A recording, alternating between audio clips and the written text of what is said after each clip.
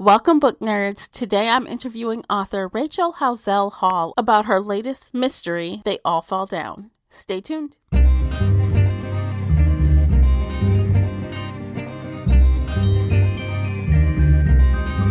Hey everyone, I'm your host, Tamara Ford, and thank you for downloading this week's book chat here on the Shelf Addiction Podcast. Every week we get bookish with roundtable book discussions, 5-minute shelf bites, interviews, and more. Subscribe on your podcatcher of choice so you don't miss out on any of this book nerd awesomeness. If you'd like to email in feedback or questions, reach out to me at info@shelfaddiction.com or call in and leave an internet voice message via SpeakPipe. You can also find me on Twitter and Instagram at Shelf Addiction. The links for everything related to today's episode, including Rachel's social media, are below in the show notes. If you know someone who may like this episode, please share this with them today. Before we get started, let me tell you a bit about today's interview guest. Rachel Howzell Hall is the author of the acclaimed Lou Norton series and co-author of The Good Sister with James Patterson, which appeared in the New York Times bestselling anthology, The Family Lawyer. She is the Senior Donor Relations Officer with Cedars-Sinai Medical Center. She currently serves on the board of directors for the Mystery Writers of America. She is a member of Sisters in Crime and has participated as a mentor in the Association of Writers and the Writers Program, Writer to Writer. She lives in Los Angeles. I had a wonderful time interviewing Rachel, and I know you'll have a wonderful time listening. Without further ado, let's jump into the interview. Hi, Rachel. Welcome. Thank you for coming on today. And thank you for inviting me. I'm happy to be here. Absolutely. I'm super excited to talk about your new book, They All Fall Down. But first, let's find out a little bit about you. You down? I'm down. Share with us what you're reading right now. I am reading a few things right now. I decided to read Bird Box since I really loved the Netflix series. I am reading Serpent and the Rainbow, which is an older book, and there was a movie back in the day of the same title. And so I'm reading those two things actively.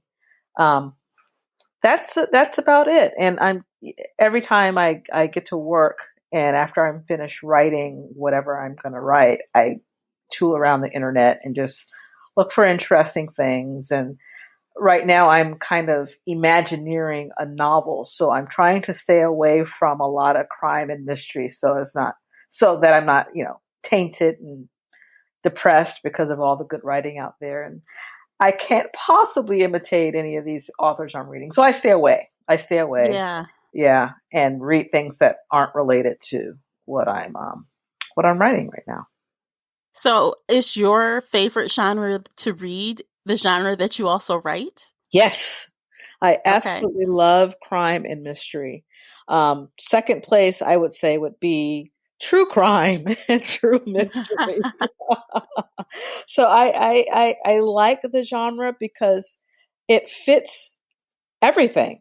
You can have romance in mystery and crime. You can have suspense, and it can be historical. It's all over the place. It captures everything for me. So I don't need to go anywhere else. It has it all for me. That's awesome. Yeah. I do like mystery and crime and true crime. Actually, I mentioned that a couple podcast episodes ago. I've really been into true crime lately. It's like a thing. I just can't help myself. Oh yeah. Especially with, is it on the 10th that HBO is going to have Adnan Syed, a continuation on that story. So I'm so excited. Yes, I'll be there with bells on. There's more. And now we're going to get the visual component. So I'm excited about that. Yeah, wonderful. Me too. Okay, so do you have an author or authors that you are read like on auto buy? Whenever they have something come out, you just buy it. You don't even read the synopsis. Oh yeah, Stephen King is that novelist for me. It doesn't matter if I'm going to read it now or 10 years from now. Whatever he pushes, I'm there for it. I've been a fan of his since childhood, and reading Christine and Cujo and Pet Sematary and all the old standards. That was me then, and this is me now. My last book that I read was The Outsiders, which just came out maybe a few months ago of his, and I really liked it. So you would recommend that we read it if we haven't? Yes, but be prepared for the Stephen King ending because he rarely ends the right Yeah, way. He rarely sticks that yeah. ending. But the ride up to that ending though is a great ride. But again, It's if always you're the ending with him. I always swear, I ending, don't know. it's always a big spider or something, and it's like, well, what did spiders do to you, and why are spiders always the big bad at the end of your novels? So yeah, but what makes him so great though is what I try to do in my own writing. His sense of place and his sense of describing just ordinary people. I absolutely love that. And that was a kind of a guide, my North Star in a way of how I wanted to write and what I wanted my voice to be. And, kind of like Prince is for me, sometimes there are clunkers and um, things that aren't as classic as some other things. But their artistry, both Prince and Stephen King, their artistry is pure. It's something to imitate and something to learn from. So Mhm. yes. Well, it sounds like he is a good inspiration for you.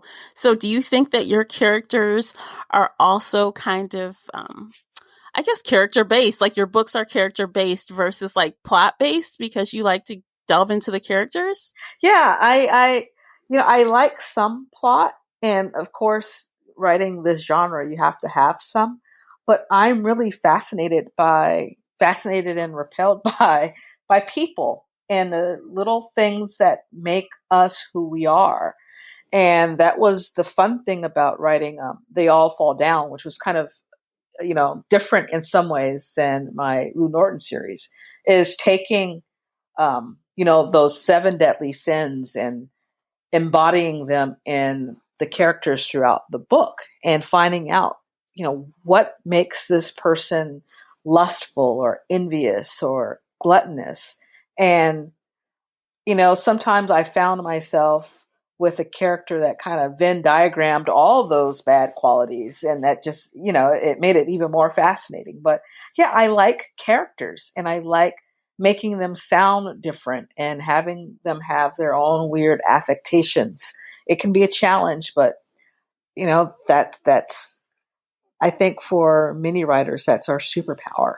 Taking Yeah. uh, taking regular people that we see, and taking things from them and putting them onto these fictional people. Do people know you see themselves as bad people in your books? Does that happen? Not necessarily bad people, but Yeah. they do see moments in the story where I obviously took from something that happened in real life. For instance, in Skies of Ash, the second in my Lou Norton series, there's a scene where Lou's best friend, Lena, is taking pole dancing classes, and she invites her friends to her pole dancing recital. And that actually happened. And we had a friend who was taking pole dancing classes. Oh, And wow. yeah, and there are these invitations, and it was really crazy. And I'm like, I'm gonna have to put this in a book, right? And she just laughed because she kind of knew that. My friends and family are kind of used to me plucking parts of them for my entertainment. So yeah, by now everybody knows. You come around me, you do something crazy, it may find itself It's in that's the so funny. Oh my God, that happened. paper. And there was one moment where my very first book, A Quiet Storm, and I had a scene in there about burying a dead pet, and someone took that as me stealing their very real story, and they were pretty upset Oh, about it. And actually, I hadn't. I mean, how many kids have dead pets? And how many a kids lot. bury their dead Yeah. pets in the backyard? And I was actually Yeah. referencing myself in that. And she was wrong, but she took it as I'm stealing from her life. And I'm like, dude, there are other things that I could have No. stolen from, but a dead pet and, having a Oh. pet funeral is not one of them. So, Mhm. yeah, yeah. Mm. Well, you mentioned your Eloise Norton series. So obviously you're very well known for that, and that is a series. So what made you want to do a standalone title? Well, one, I have so many ideas in my head, and because especially since I work full time and I am a mom and a wife, I can't get to them. So these stories kind of just stay in my head. But this one, especially after, I'm a child of the church. So you kind of grow up learning about sin and the punishments of sin and all the rest of it. And I'm an English American Lit major. So that means I read a lot of stories, especially Dante's Inferno, when you read about crime and punishment. But it wasn't until I saw the movie Seven with Brad Pitt Mm-hmm. and Morgan Freeman, and then read Shirley Jackson's Haunting of Hill House, that this idea of writing a similar story hit me. And I think it was our second date, my husband and I, when we were first dating. He invited me over to his apartment and he cooked me dinner and we watched Murder by Death, which is a Neil Simon film with Truman Capote and Peter Falk, and it's basically kind of a spoof on the Agatha Christie type stories, the Dashiell Hammett type characters. And I didn't know back then that it was kind of based off of And Then There Were None by Agatha Christie. And I absolutely loved that story. And Mm-hmm. so all these things kind of mixed in my head, and I wanted to write the story. So I had been writing it for a moment before having this small slice of time to write something in between the Lou Norton series. And so I banged it out and showed it to my agent who loved it, and then showed it to my editor who loved it, and they bought it. And here we are. Wonderful. That Yeah. sounds so fun. Okay, let's talk about They All Fall Down. Like, tell us a little bit high level about what the story's about for those that don't know. It's about in my story, it's seven Americans, ugly Americans, who are each invited to this private island in the Sea of Cortez off the coast of Mexico. And they are invited there under false pretenses, and shenanigans ensue where people start dying and they die according to their sins. So that's the very, high level, high level story. But if you've seen any type of haunted house tropey story like that, you kind of know the ending. The original was published by Agatha Christie back in the 40s, I believe. And ever since then, there have been different variations of that type of locked Mm-hmm. room story. And mine is a, Yeah. a locked room on an island, so it's doubly locked room. And it was a little difficult in some ways because, you know, those of us who read a lot of mystery and who read Mm-hmm. Christie, the ending. Mm-hmm. So it was like, well, how am I going to keep this interesting, knowing that people know for the most part what this ending will be? And I've been told by people who are not my friends, who are readers, who say, well, yeah, I knew the ending, but I didn't know you were going to end it like that. So it's still Oh, giving people, it's still a twist for readers who are familiar with the story. So that makes me happy. what's the creep out level? I mean, with your own spin on it, and you mentioned how the haunting of Hill House, and that thing creeped me out. So, Oh yeah. am I going to be creeped out? Like, oh my gosh, what's happening? No, because it's not It's not a supernatural thing like the Mm-hmm. haunting Hill House. Um, I I don't think it's yeah, I don't think it. But I'm not a good judge. I've lived with the story for so long. I don't think it's totally creepy. I think it's, if anything, you look at the people that you are traveling somewhere with. Like if you go on a tour, it's like, well, is this a synthesized thing? Am I going to be okay? Are these people safe? And that's what I wanted. I was thinking about that episode in Twilight Zone where the lights go out, the power goes out in the neighborhood, and the neighbors start suspecting each other of being aliens or something like that. You remember that episode? Are you familiar with? I don't actually. Ah, well, it's an incredible episode, and it's basically neighbors turning against neighbors because this was written during the McCarthy times and communism, and it was a study of how we turn against each other ultimately when Mm-hmm. all constraints are off of a normal society. So Okay. that's what I was very interested in. Just how crazy we don't need the devil and demons. We are actually pretty bad by ourselves in many ways. Oh yeah, for sure. Yeah. And that's they all fall down. Yeah. Yeah. So let's talk a little bit about the main character, Miriam Macy. This book is told from her Mm-hmm. point of view, right? Yes. Which is Okay. different from the Christie book. But yes, Mm-hmm. it's first person and it's Miriam. Yeah. Wow. So tell us a little bit about her. Like, can you give us a little something about her? Like, what's her sin? How does she land herself here? Just a little something, not like everything, Yeah. you know. Miriam and when I thought of this story, I wanted to write it so that it was an African American woman in as the lead, which, is a different thing. You don't get that a lot. And I wanted her to be an every woman. She is a mom, a very dedicated, kind of a helicopter tiger mom type. Mhm. She's a creative. She writes all these like cool blurbs for her job. She writes copy for um, a company, kind of like a mix between The Real Real and J. Peterman.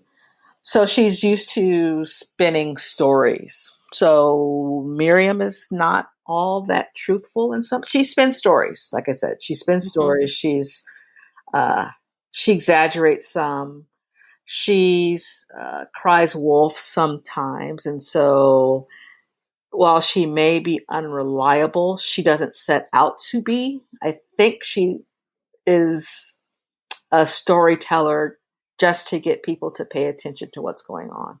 And Mm. she's on the island because she loves her daughter, and something bad happened to her daughter, and people didn't react enough. And so she took matters into her own hands. And Oh. yeah, yeah. And Oh. while one could argue that she went too far, Mhm. I'm a mom, and sometimes moms and dads go too far in protecting their kid. So there are moments where I'm like, does Miriam deserve to be on the island?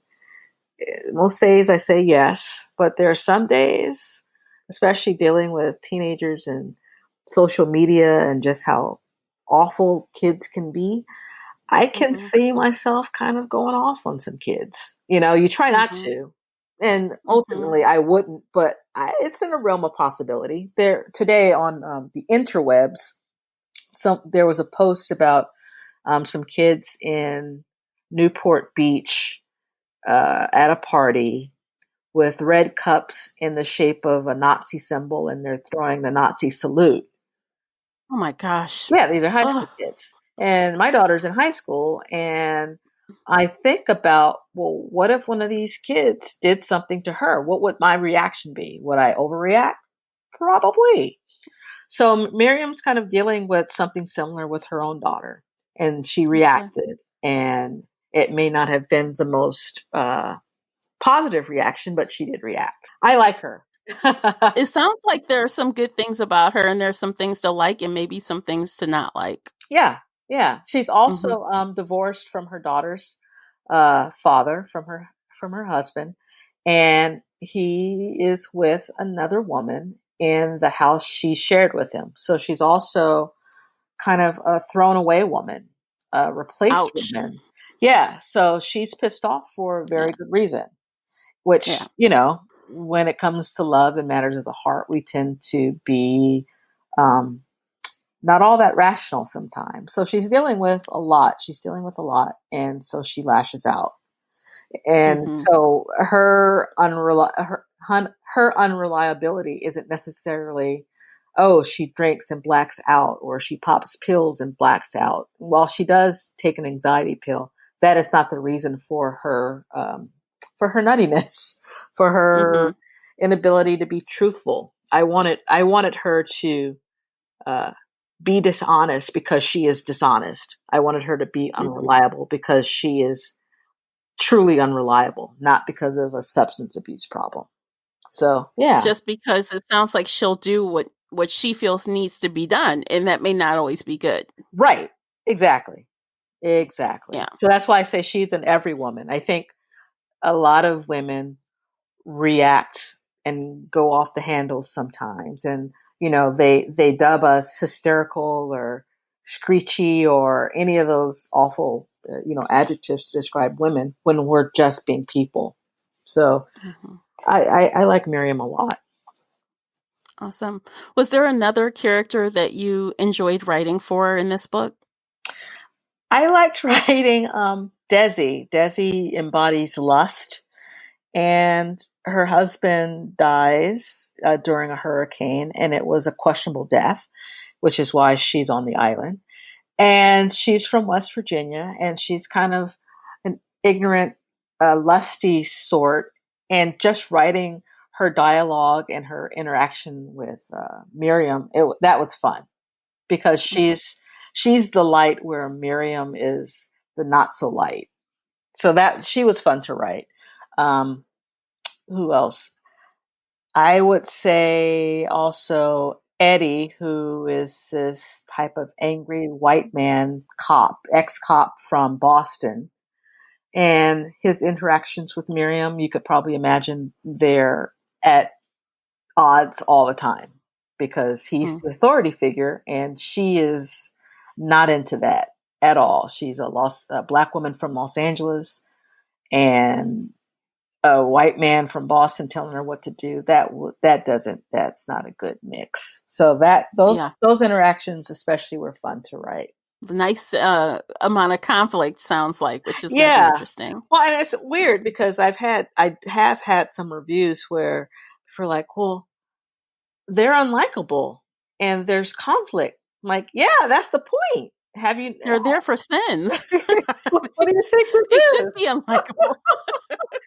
Have you not read any? No, they're not, flower pickers and tree huggers and wonderful, wonderful people. If they were, they'd be back on the mainland in their houses, not on this island. This is the Mm-hmm. point of the story. Right. So yeah, that's a very interesting criticism that I've seen so far. It's like, well, Wow. they're all bad people. Yes, Yeah. that is the They point. are. That is Yeah, exactly. in morality plays usually, yeah, they have bad people.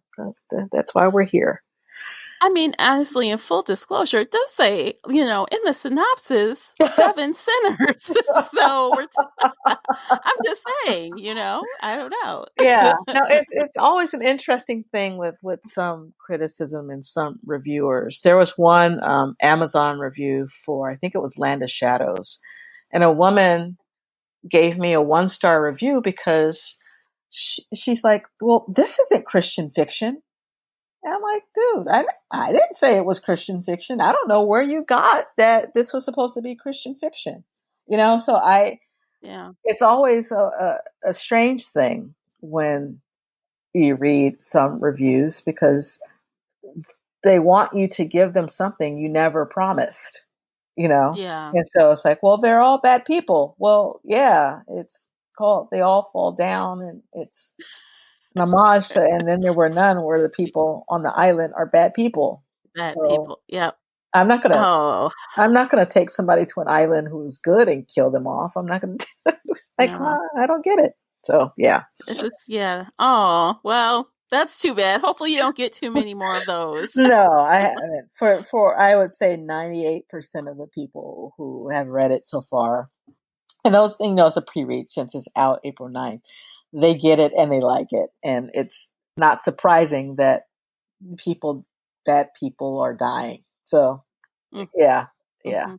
But it's weird, being a writer. You can have 98 people who say this is great, but the two people who say this is not great, you believe the two people more than you believe the 98. It's a weird writer thing that I'm glad I'm not the only one who suffers from that affliction.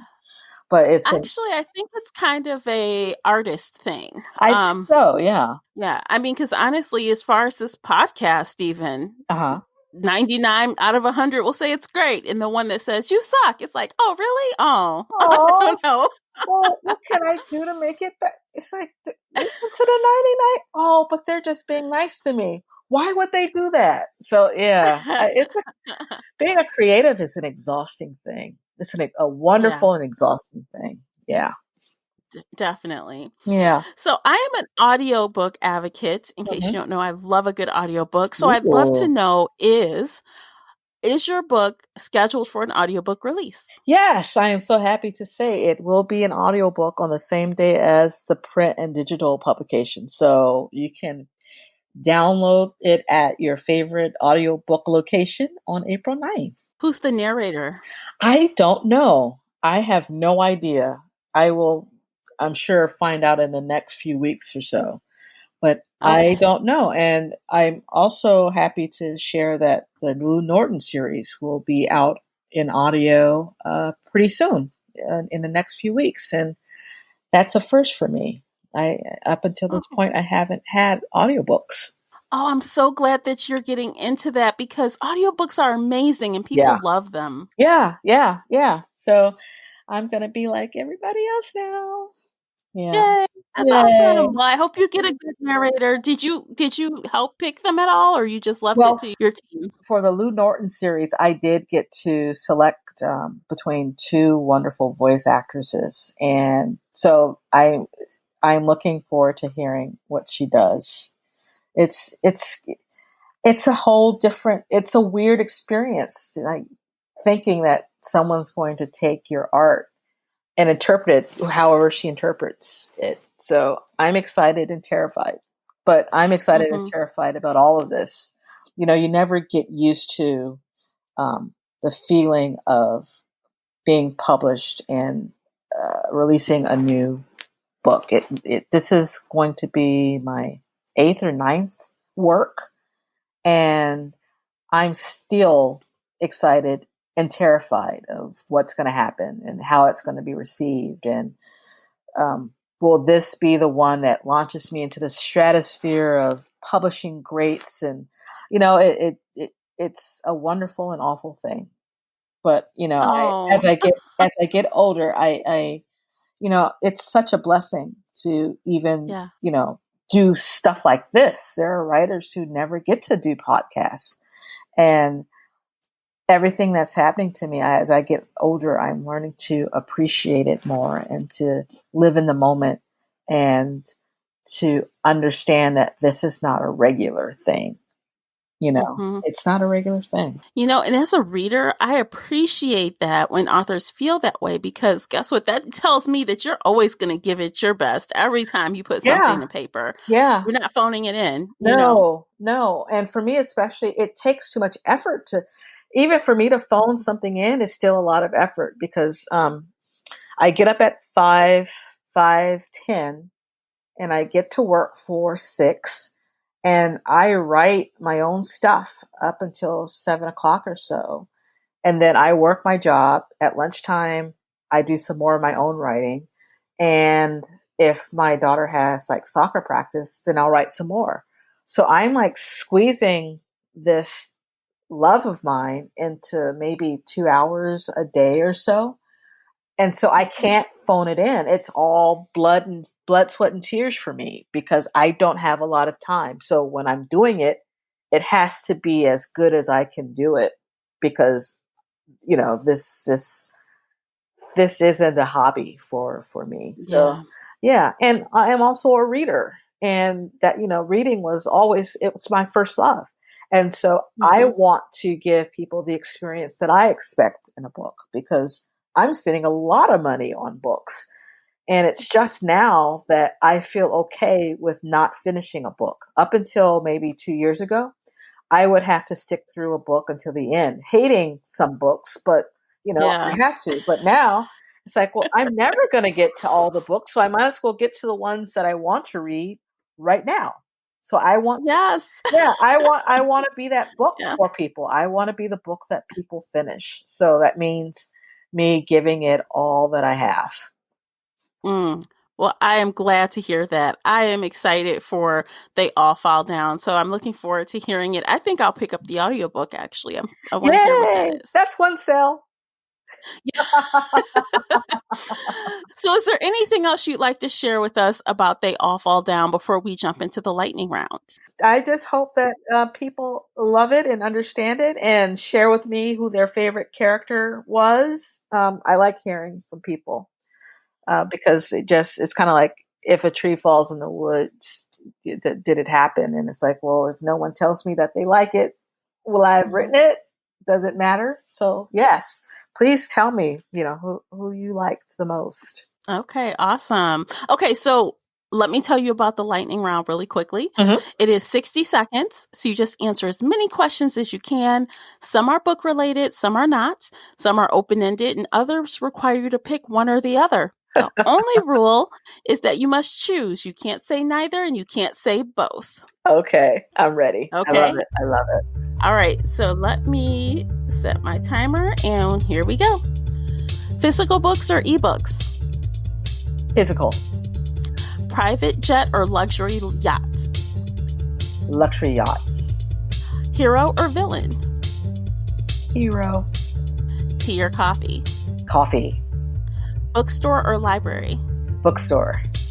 If you could only read your favorite genre forever and nothing else, or read everything else except your favorite genre, which would you pick? Oh, sweet Lord. My favorite genre and nothing else. Okay. Android or Apple? Apple. Vodka or gin? Vodka. If you could pick one superpower, what would it be? Oh, reading people's minds. Marvel or DC? Marvel. Windows or Mac? Oh, wow. Mac. Happily ever after or realistic ending? Realistic ending. Okay, we're done. Yay! Yay! That was fun. The book question was hard. Oh my goodness. Yeah. I think about that myself sometimes. I'm like, which would I do? Because if I read my favorite genre forever and nothing else, I always wonder, would I get sick of it? See, but then I fall back on what I said earlier. It's like, well, there can be some romance in there. There can be some all kind of different other sci-fi, mystery, and crime. So I'm good. Yeah. Sure, you have enough variety within the genre. Very nice. Well, thank you so much for doing the lightning round, and it's been a pleasure having you on. I have had so much fun. This was great, and the lightning round that was really fun. I we got to do that. Yay, wonderful. Okay, book nerds, be sure to follow Rachel on social media and pick up a copy of They All Fall Down. Available for pre-order now. The links are below in the show notes. So that is it for today, guys, and I will catch you on the next book chat. Take care, guys. If you enjoyed today's book chat episode and would like to show your support, there are a few things you can do. Head on over to Apple Podcasts and leave a positive 5-star review. You can follow me on Twitter at Shelf Addiction. Most importantly, you can share this podcast with friends and family that enjoy all things bookish, including author interviews. Thank you for listening, and until next time, happy reading.